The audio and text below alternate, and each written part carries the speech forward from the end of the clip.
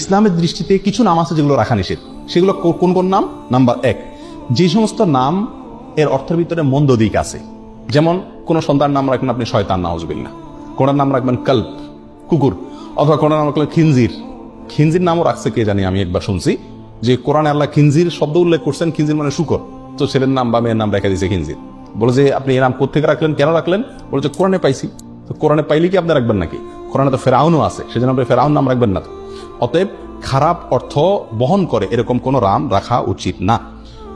দ্বিতীয়ত, যেই নামের অর্থের ভিতরে শিরক আছে অথবা ইসলামী আকীদার সাথে সাংঘর্ষিক যে নামের অর্থ, সেরকম নাম শিশুর জন্য নির্বাচন করা যাবে না। আমাদের অনেক নাম আছে সমাজে ছড়িয়ে ছিটিয়ে আছে, যে নামগুলো ইসলামী আকীদার সাথে সাংঘর্ষিক, অথচ আমরা জানি না। যে নামগুলোর অর্থের ভেতরে শিরকি অর্থ লুকায়িত আছে, অথচ আমরা জানি না। সেরকম কিছু নাম আমরা আজকে আপনাদেরকে বলছি। নাম্বার 1, আব্দুল নবী। এই নামে আমাদের দেশে কিন্তু কোন কোন লোকের নাম আছে। আব্দুল নবী মানে হলো নবীর গোলাম। কোন মানুষ কি নবীর গোলাম হয়? গোলাম তো শুধু আল্লাহর। তাহলে এটা শিরকি নাম। এই নামের অর্থের ভিতরে কি আছে? শিরক আছে। এরকম নাম থাকলে সেটা পরিবর্তন করতে হবে।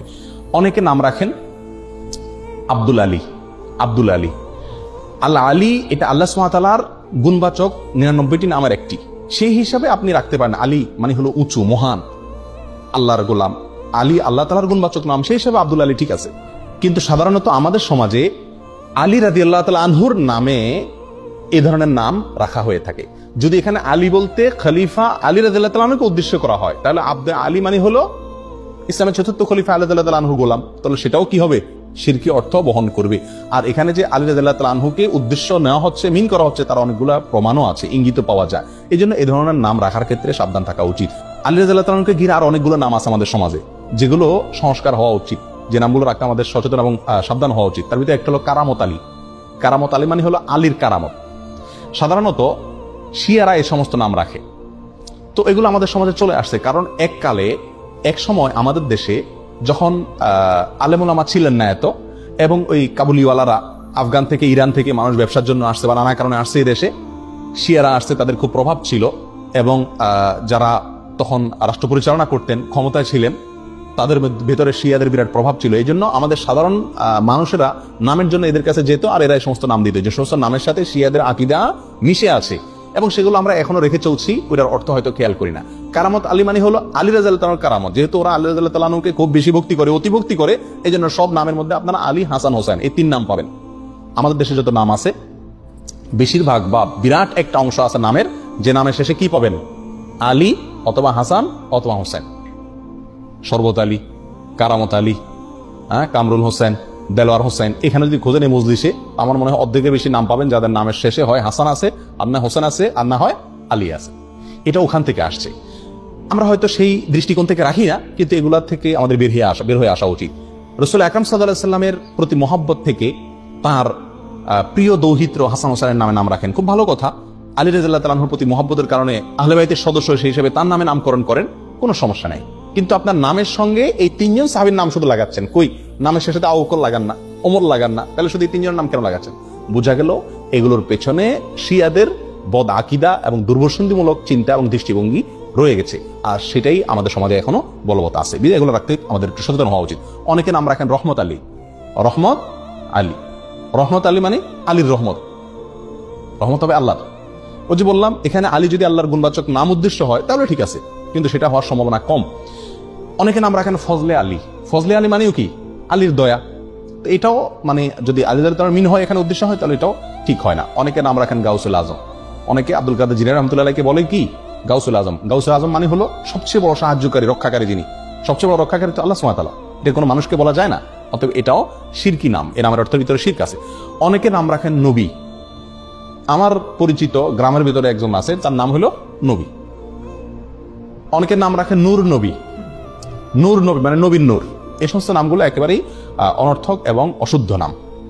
অনেকে নাম রাখেন রাসূল আমিন। আমার দেশে কোন কোন লোকের নাম আছে কি? রাসূল আমিন। রাসূলুন আমিন, এটা আমাদের রাসূল আকরাম সাল্লাল্লাহু আলাইহি ওয়াসাল্লাম একটা বৈশিষ্ট্য, যে তিনি আমানতদার রাসূল। এখন আপনি আপনার ছেলের নাম রাখলেন রাসূল আমিন, এটা খাটে না, একেবারেই অশুদ্ধ একটি নাম। অনেকে নাম রাখেন রাসূলুল্লাহ। আমি দেখছি রাসূলুল্লাহ নামের লোক আমাদের দেশে। রাসূলুল্লাহ মানে কি? আল্লাহ রসুল। তো কিভাবে আল্লাহ রসুল হলো? এটা তো একেবারেই অশুদ্ধ একটা নাম। কথা বুঝে আসছে? অনুরূপভাবে আরেকটা অশুদ্ধ নাম আছে আব্দুস সুবহান। অনেক আলেমের নামও পাওয়া যায় আব্দুস সুবহান। আব্দুস সুবহান এই নামটাও ঠিক না। কেন ঠিক না? কারণ আব্দুন যোগ করে নাম রাখা যাবে আল্লাহর 99টা নামের শুরুতে। আল্লাহর 99টি গুণবাচক নামের শুরুতে আব্দুন যোগ করে আপনি কি করতে হবে? রাখতে হবে। কারণ আল্লাহর নামগুলো নির্ধারিত। আল্লাহর জন্য কোনো মন গড়া নাম আপনি আমি নির্ধারণ করার সুযোগ নাই। সুবহান নামে আল্লাহর কোনো গুণবাচক নাম নাই। সুবহান শব্দের অর্থ হলো পবিত্রতা বর্ণনা করা। তো পবিত্রতা বর্ণনা করার গোলাম এটা কোনো নাম হতে পারে না, এবং এটাকে যত রকম ব্যাখ্যাই করা হোক না কেন এটা কোনো অবস্থাতে টিকে না এবং শুদ্ধ হয় না। বিধায় আব্দুস সুবহান নামটাও সঠিক না। ওই যে বললাম আব্দুন যোগ করে নাম রাখতে পারবেন কোনগুলো? যেগুলো শেষে আল্লাহ 99 নামের কোন একটা যুক্ত আছে সেগুলো রাখতে পারবেন শুধুমাত্র। অতএব আব্দুস সুবহান যেহেতু আল্লাহর কোন গুণবাচক নাম না, অতএব আব্দুস সুবহান নামটা কি না? সঠিক না। আরেকটা নাম আছে জিল্লুর রহমান। বহু লোকের নাম পাওয়া যায় আমাদের দেশে। আমাদের প্রয়াত প্রেসিডেন্টের নাম ছিল জিল্লুর রহমান। জিল্লুর রহমান, জিল্লুন শব্দের অর্থ হলো ছায়া। জিল্লুর রহমানের অর্থ হয় আল্লাহর ছায়া। তো আল্লাহর ছায়া আছে এটা আপনি কোথায় পাইছেন?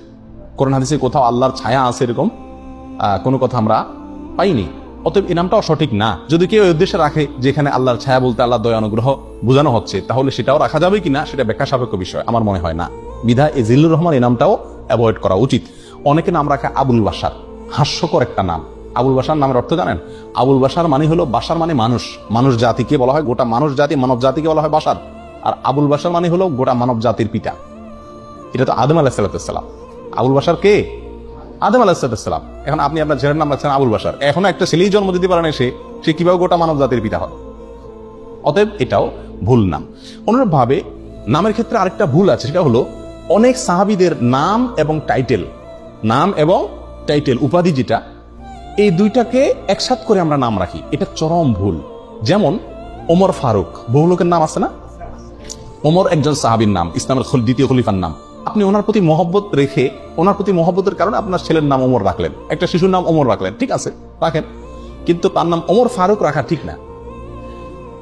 আবু বকর রাদিয়াল্লাহু তাআলার প্রতি মহব্বতের কারণে আপনি আপনার একটা শিশুর নাম রাখলেন আবু বকর, রাখেন, সমস্যা নেই। কিন্তু আবু বকর সিদ্দিক হয় না, কারণ সিদ্দিক এটা ওনার টাইটেল, এটা পৃথিবীতে আর কোনো আবু বকরের সাথে যুক্ত হবে না।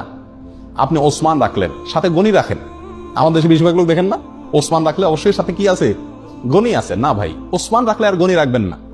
কারণ ওসমান রাদিয়াল্লাহু তাআলার মহব্বত আপনি ওসমান রাখছেন ঠিক আছে, কিন্তু গনি মানে ধনী, এটা ওনার উপাধি, এটা আর কারোর সাথে যুক্ত হবে না। কথা বোঝা যাচ্ছে? আবু আইয়ুব একজন সাহাবী, যিনি হিজরতকারী সাহাবীদেরকে অনেক নুসরত করছেন, সাহায্য করছেন, এজন্য ওনার নাম হয়ে গেছে আবু আইয়ুব আনসারী। উনি আনসার ছিলেন সেজন্য। এখন আপনি আপনার ছেলের নাম রাখলেন আবু আইয়ুব আনসারী, সে আনসার কবে হলো? কথা বোঝা যাচ্ছে? অনুরূপ ভাবে বহু সাহাবায়ে কেরামের বিশেষ বিশেষ কিছু টাইটেল আছে, এই টাইটেলগুলো কারণ নাম হতে পারে না। আমি যদি একটা এক্সাম্পল দিই বিষয়টা পরিষ্কার হবে। যেমন মোহাম্মদ, এই নামে নাম রাখা যায় কি যায় না? মোহাম্মদ নাম রাখা যাবে, সহিহ মুসলিম হাদিসে আসছে। এখন আপনি যদি মোহাম্মদ সাল্লাল্লাহু আলাইহি সাল্লামের যে একটা টাইটেল ছিল, নামের পরে একটা টাইটেল, সেটা কি? মুহাম্মাদুর রাসূলুল্লাহ। এখন আপনি যদি আপনার সন্তানের নাম রাখেন মুহাম্মদ রাসূলুল্লাহ, খাটবে? এই আপনার সন্তান কি আল্লাহ রাসূল মুহাম্মদ? না, এটা তো অন্য মুহাম্মদ। আরো সহজ হবে, পরিষ্কার হবে আমাদের দেশের এক্সাম্পল দিলে। শেখ মুজিবুর রহমান, মরহুম শেখ মুজিবুর রহমান, ওনার প্রতি মহব্বত করে আপনি কোন সন্তানের নাম রাখলেন মুজিবুর রহমান, এটা ঠিক আছে, চলে। জিয়াউর রহমান, মরহুম জিয়াউর রহমান, তার প্রতি মহব্বত করে আপনি আপনার কোন সন্তানের নাম জিয়াউর রহমান রাখলেন, এটাও চলে। চলে না? চলে না। এবং অনেকে রাখেও। আপনি যদি রাখেন বঙ্গবন্ধু শেখ মুজিবুর রহমান, তাহলে এই নামটা কি শুদ্ধ হবে? আপনি যদি প্রেসিডেন্ট জিয়াউর রহমান রাখেন, এটা শুদ্ধ হবে? আপনি যদি বেগম খালেদা জিয়া রাখেন, শুদ্ধ হবে? আপনি যদি প্রেসিডেন্ট হোসেন মোহাম্মদ এরশাদ রাখেন, শুদ্ধ হবে? কেন হবে না? কারণ হলো এখানে তাদের নাম এবং টাইটেল দুটোটা আপনি দখল করছেন। শুধু নামটা আপনি নেন মহব্বতে, সেটা হতে পারে, এটা গ্রহণযোগ্য, এটাকে সমাজ গ্রহণ করবে, কিন্তু আপনি টাইটেলটা যুক্ত করেন, এটা হতে পারে না। বিধায় সাহাবায়ে কেরামের নাম আমরা রাখতে পারি, কিন্তু তাদের টাইটেলটা কি করা উচিত না? দখল করা উচিত না। এই ভুলটা আমাদের দেশে অহরহ হয়ে থাকে। আরো বহু নাম আছে যেগুলোর ভিতরে ভুল ত্রুটি হয়। তাহলে এই সমস্ত নামগুলো আমরা সাধারণত রাখবো না, যেগুলোর অর্থের ভিতরে কি আছে, কোন শিরকি আকীদা আছে, অথবা যেগুলা অর্থের ভিতরে খারাপ কোনো দিক আছে, বা সেগুলোর অর্থের ভিতরে আপনার কোরআন এবং সুন্নাহর সাথে কোনো প্রকার কি আছে, সংঘর্ষ আছে।